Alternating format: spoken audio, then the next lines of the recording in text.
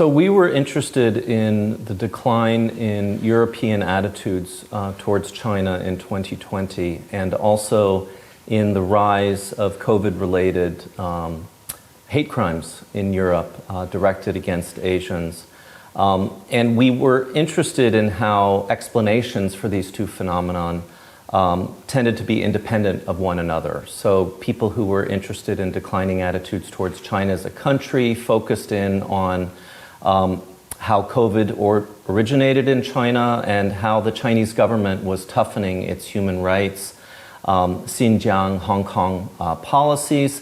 Those interested in the question of prejudice, COVID-related prejudice, looked at things like similar to the Black Lives Matter movement. So people on the left in the West would focus on homegrown Western racism. And of course, the Chinese government also blamed Western racism. But what we decided we wanted to look at is whether these two phenomenon were linked, and we did find a connection. We found that there was a spillover of negative attitudes towards the Chinese government among European publics onto greater prejudice towards local Chinese students and communities. Yes, so one very clear example came from the United Kingdom, where I teach at the University of Manchester.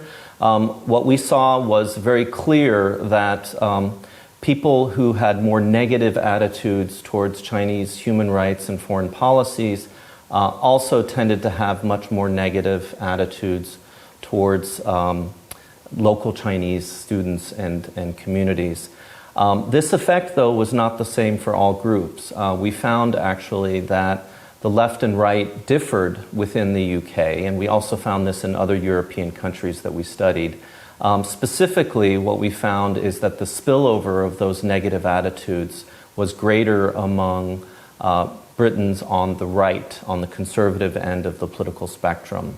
And we think that this makes sense from a psychological perspective, as there is quite a bit of existing research on what is called the motivation to avoid prejudice, which is very clearly stronger on the left. So progressives, there was less spillover of these negative attitudes towards the government onto local Chinese on the British left. I think a major takeaway is to recognize that obviously racism was a driver of COVID-related anti-Asian prejudice and discrimination in Europe. So sort of deep-seated racism that exists in most countries. Europe is no exception. However, there was also this element that had to do with deteriorating attitudes towards the Chinese government.